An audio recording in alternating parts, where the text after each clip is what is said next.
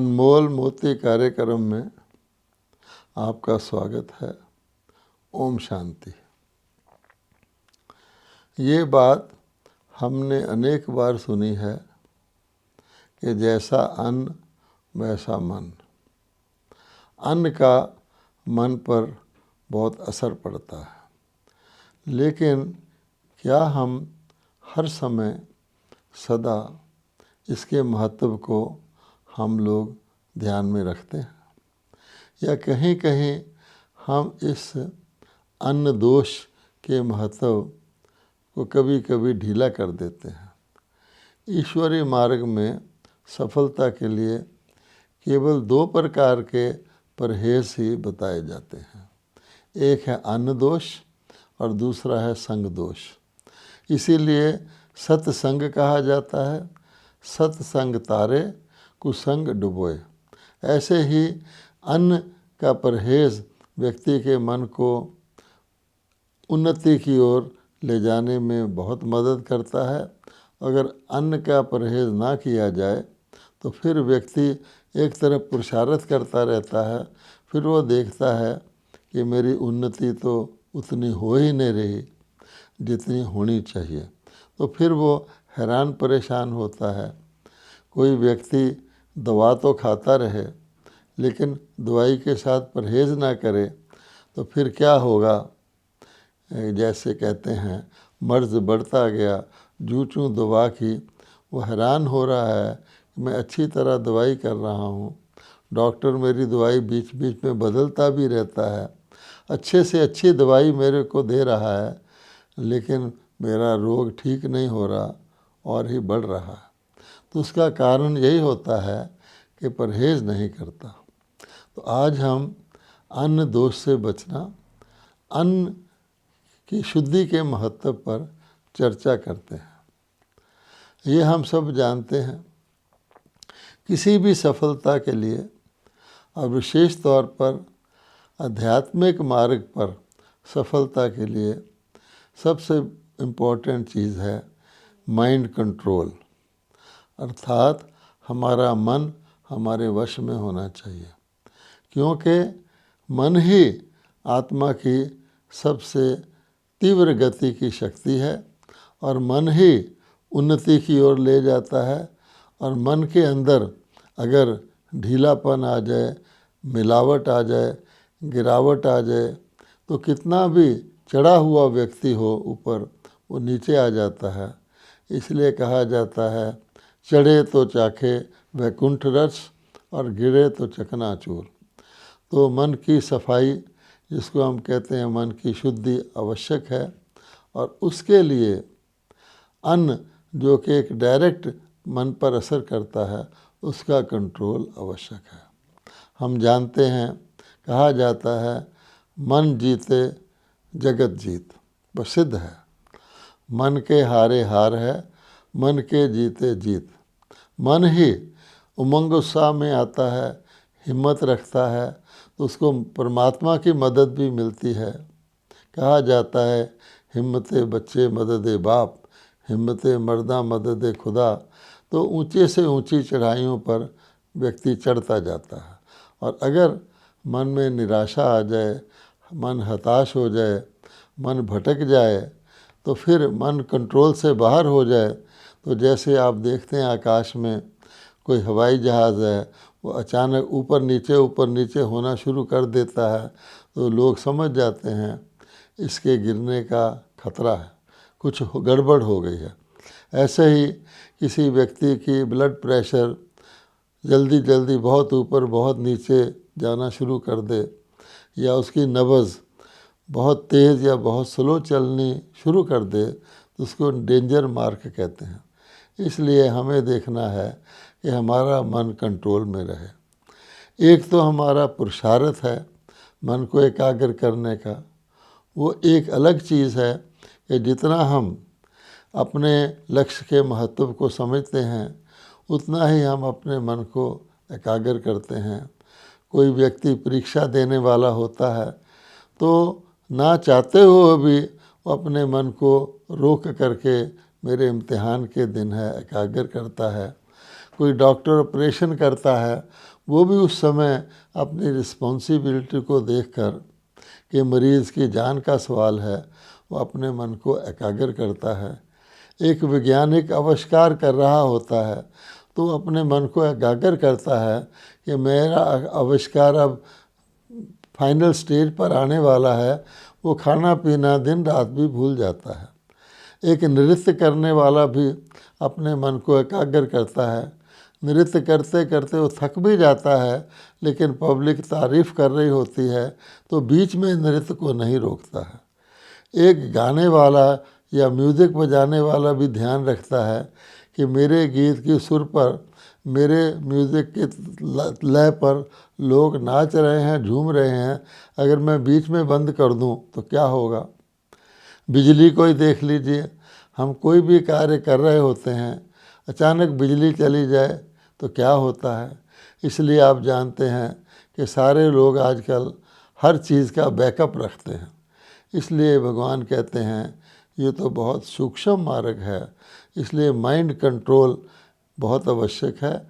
और mind control के लिए, मन को काबू में रखने के लिए इम्पॉर्टेंट चीज़ है कि अपना ऐसा अन्न हम खाएं जो हमारे मन को काबू में रखने में मदद करे। कहीं ऐसा अन्न ना खा लें जो चाहें तो हम माइंड को कंट्रोल करना, लेकिन वो अन्न ही ऐसा हो जो हमारे माइंड को आउट ऑफ कंट्रोल कर दे। अब आप देखेंगे कोई व्यक्ति ईश्वरीय पुरुषार्थ के मार्ग पर चल रहा है, लेकिन वो नशीले पदार्थों का सेवन कर ले। मान लो कोई मदिरा पी ले, शराब पी ले और सोचे कि मेरा मन कंट्रोल में रहेगा, ये तो संभव ही नहीं है। कोई उत्तेजक पदार्थ खाते हैं, ऐसे पदार्थ वेजिटेरियन में भी होते हैं जो मन को उत्तेजित करते हैं, जो काम वासना को बढ़ाते हैं। और ईश्वरीय पुरुषार्थ में काम वासना को जीतना, ब्रह्मचर्य का पालन करना अति आवश्यक है। तो व्यक्ति अगर ऐसे पदार्थों को नहीं छोड़ेगा तो फिर उसका मन कंट्रोल में नहीं आएगा, वो काम विकार को ही कंट्रोल में नहीं कर पाएगा जो अन्य सभी विकारों का माई बाप है। जैसे भगवत गीता में कहा है, काम एष क्रोधेश, कि काम से क्रोध की उत्पत्ति होती है, क्रोध से बुद्धि का नाश होता है, जिससे सर्वनाश हो जाता है, अन्य विकार आ जाते हैं, तो कैसे काम चलेगा।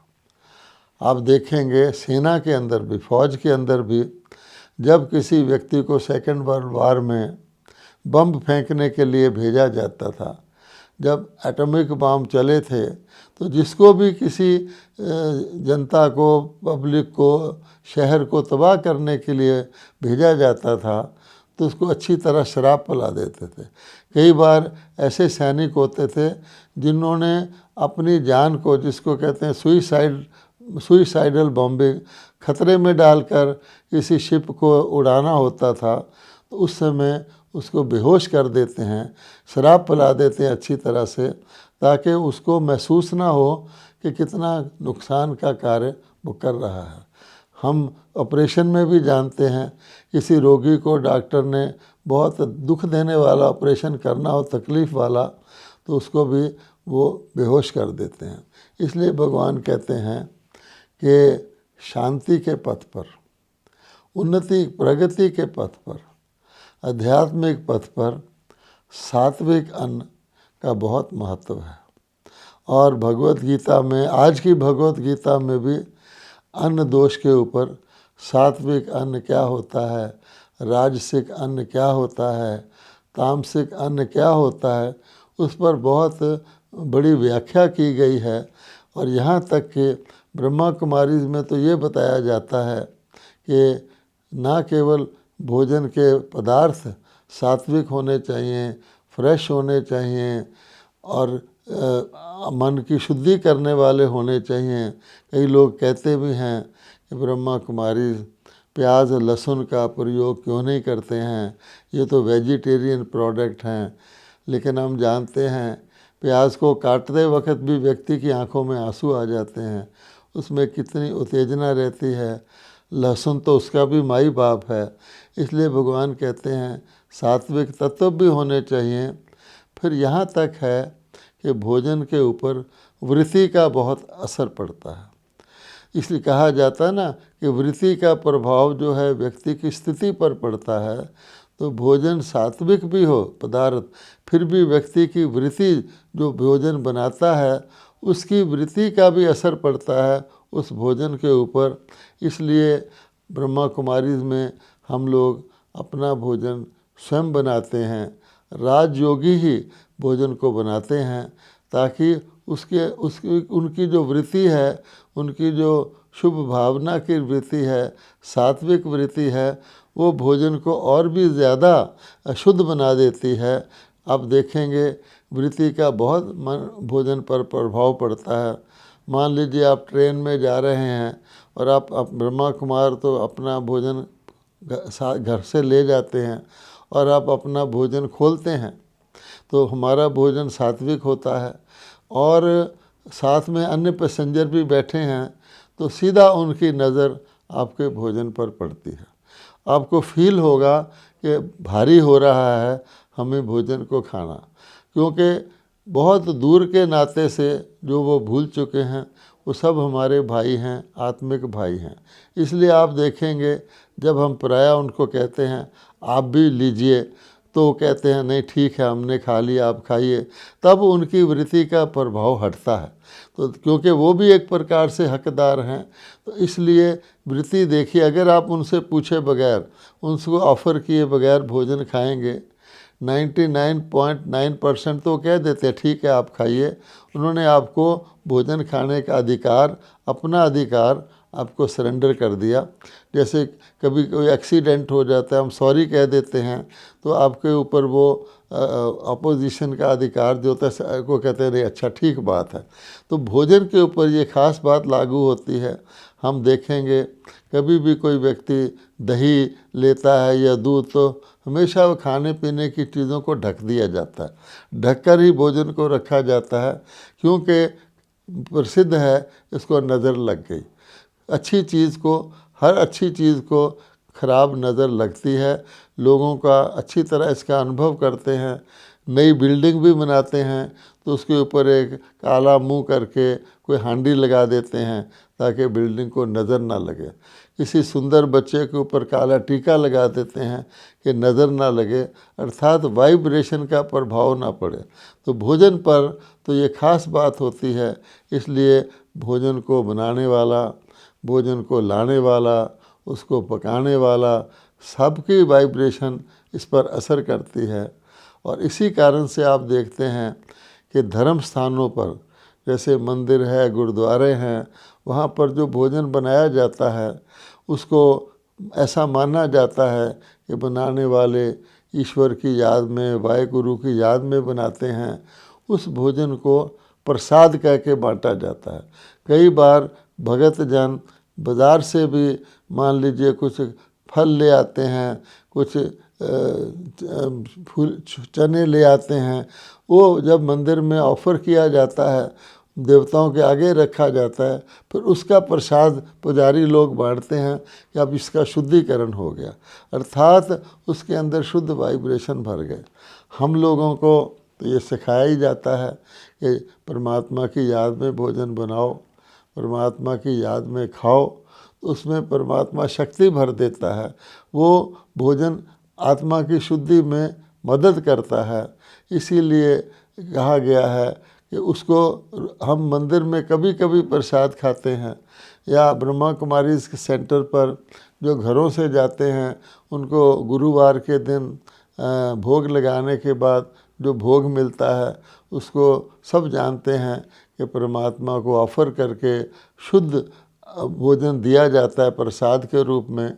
कई बार ब्रह्मा भोजन भी कराया जाता है, लेकिन भगवान कहते हैं क्यों नहीं तुम्हारा हर भोजन ब्रह्मा भोजन होना चाहिए, हर भोजन प्रसाद होना चाहिए, हर भोजन हमारा सात्विक हो, परमात्मा की याद में हो, ताकि हमारे को मानव से देवता बनने की जो हमारा लक्ष्य है उसमें सहयोग दे सके।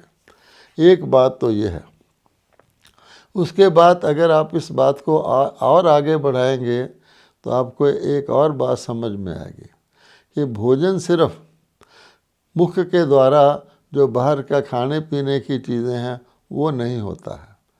भोजन आँखों से भी होता है, भोजन कानों से भी होता है, और भोजन में मन के संकल्पों द्वारा भी पैदा होता है। अपने अंदर ही जिस प्रकार के संकल्प हम रचते हैं, क्योंकि संकल्प से बात शुरू होती है। अगर हमारे संकल्प सकारात्मक हैं, पॉजिटिव हैं, शुभ भावना के हैं, शुभ कामना के हैं, तो संकल्पों, शुद्ध संकल्पों का भोजन मन को देते हैं। इसी प्रकार से आँखों से हम, कहा जाता है, जैसी दृष्टि वैसी सृष्टि। इसलिए आँखों के द्वारा भी क्या हम इंपोर्ट करते हैं या एक्सपोर्ट करते हैं?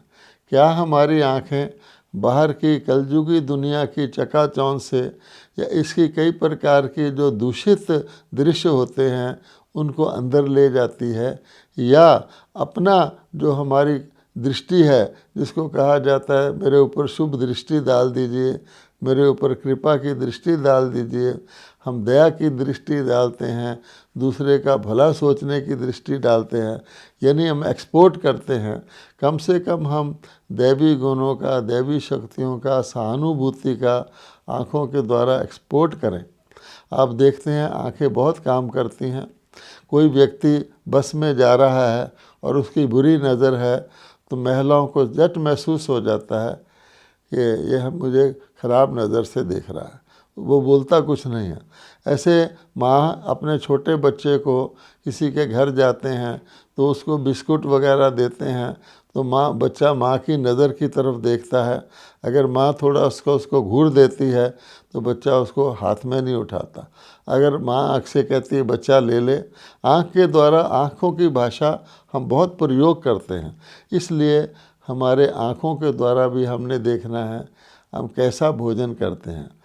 और इसी प्रकार से कानों के द्वारा भी जो हम सुनते हैं, कई कहते हैं इसके कान कच्चे हैं, ये चुगली चापलूसी की बातें सुनता है, अपनी प्रशंसा की बातें सुनता है, उसका जजमेंट जो है बायस्ड हो जाता है, प्रभावित हो जाता है दूसरों की पर मत पर आदि। जैसे कि कई की कहानी सुनाते हैं, उसको मंथरा ने उसके कानों द्वारा बात करके उसकी बुद्धि को बिगाड़ दिया। तो इस प्रकार से कानों का भी भोजन होता है। कानों द्वारा हम गिरावट की बातें सुनते हैं या उन्नति की। ऐसे गीत भी होते हैं कानों द्वारा सुन के जो व्यक्ति के अंदर काम वासना पैदा कर देते हैं, और ऐसे भी होते हैं जो व्यक्ति की आत्मा को उन्नति की ओर ले जाते हैं। तो इसलिए आँखों का भोजन, कानों का भोजन, मन का भोजन, इसके लिए कहा गया जाता है कि see no evil, hear no evil, think no evil. इस भोजन का, ये सूक्ष्म भोजन है, इसका हमें और भी ध्यान रखना है। जो व्यक्ति सात्विक आहार का ध्यान रखता है वही इस प्रकार के आहार का भी ध्यान रखता है, और जो व्यक्ति सूक्ष्म आहार का ध्यान रखता है वही सात्विक आहार का भी ध्यान रखता है। ये दोनों चीज़ें आपस में लिंक्ड हैं।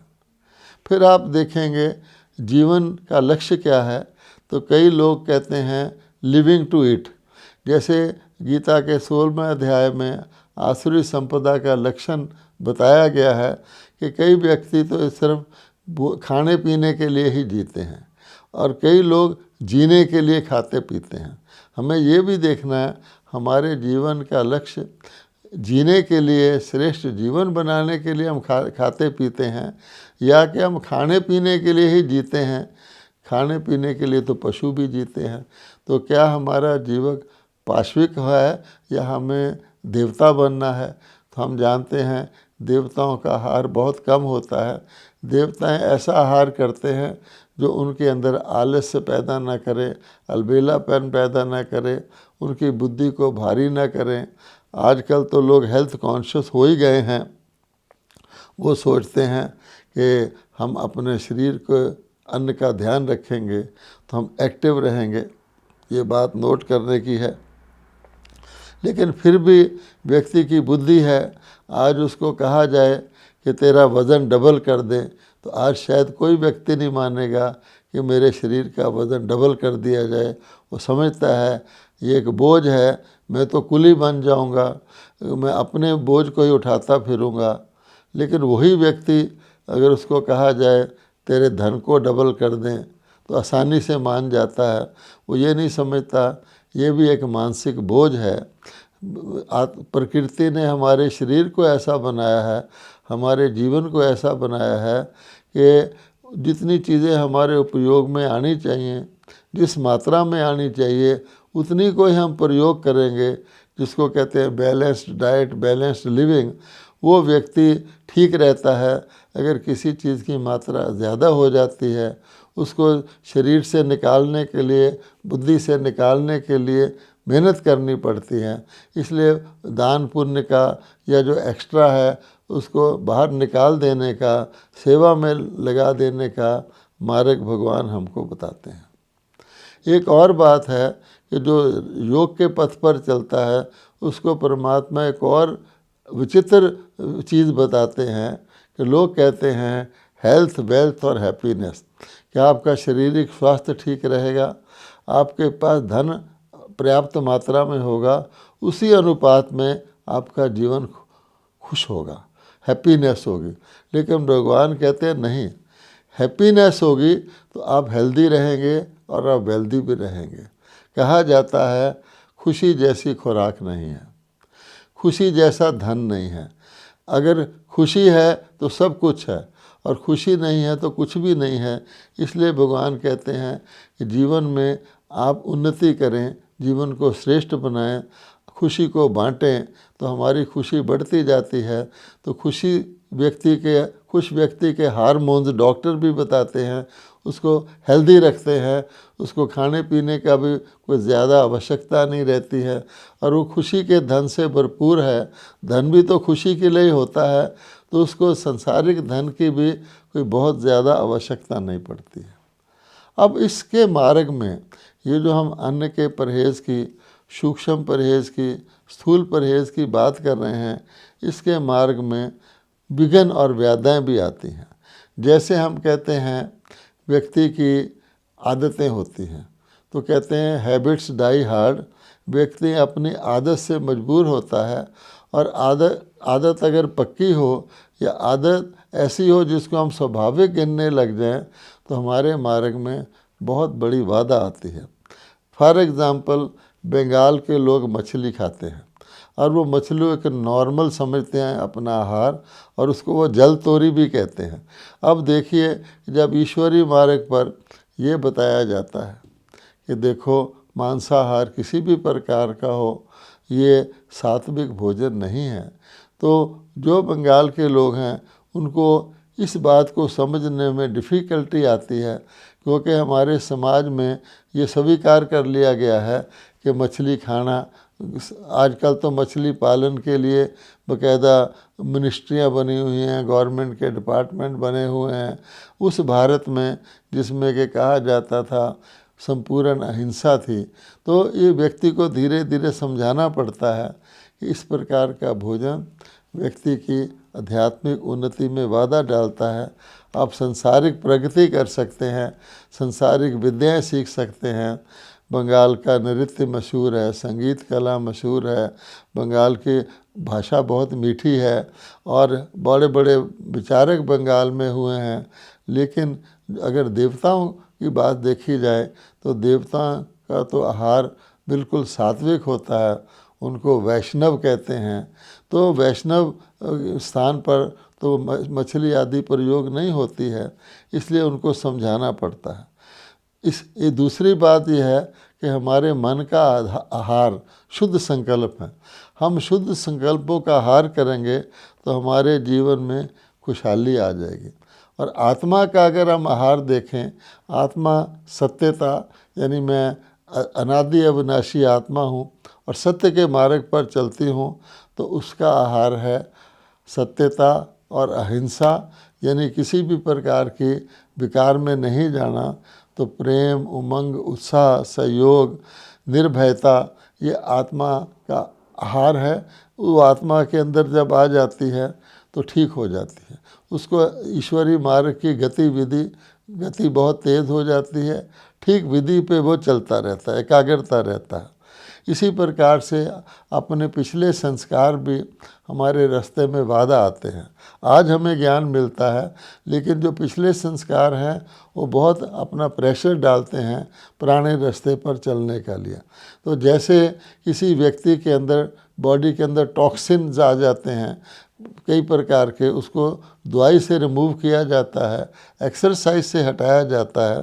तो परमात्मा ने ज्ञान के साथ ये जो योग बल सिखाया है, योग अग्नि से मेरे साथ योग लगाकर जो आप शक्ति लेते हैं, परमात्म अभिमानी बनते हैं, परमात्मा के साथ अपने संबंध को जोड़ते हैं, उससे हमारे अंदर से पिछले संस्कार दग्ध होते हैं। क्योंकि पिछले संस्कार नहीं तो दब जाते हैं, थोड़ी देर बाद फिर निकल आते हैं, लेकिन भगवान कहते हैं दग्ध होना, भस्म करने का मतलब है एक बारी भस्म हो जाए तो दोबारा वो आते ही नहीं। इसलिए हमारे जीवन में हल्कापन रहता है और आत्मा सत्य मार्ग पर बहुत तेज़ी से चलती है। इसलिए भगवान कहते हैं फाइनली कि अपने जीवन के अंदर हम संतुलन रखें। संतुलन एक बहुत इम्पॉर्टेंट है। कहा जाता है बैलेंस रखने से हमें अपने प्रकृति से भी ब्लेसिंग मिलती है, परमात्मा से भी ब्लेसिंग मिलती है, जिनके साथ हम व्यवहार करते हैं उनकी भी हमें आशीर्वाद और दुआ मिलती है, और बैलेंस से ब्लेसिंग मिलती है और उससे ब्लिस मिलता है। फाइनल चीज़ हमारी ब्लिस है, जिसको हम कहते हैं आनंद। आत्मा कर्म करते हुए कर्मातीत रहे, बिल्कुल न्यारी रहे, श्रेष्ठता के मार्ग पर चले, तो आत्मा का जो असली स्वरूप है, हम कहते हैं सत्य चित और आनंद स्वरूप, उसमें वो सदा स्थित रहे तो आनंद ही आनंद रहता है। तो वो बहुत तेज़ी से अपनी संपन्नता और संपूर्णता को प्राप्त कर सकती है। ओम शांति।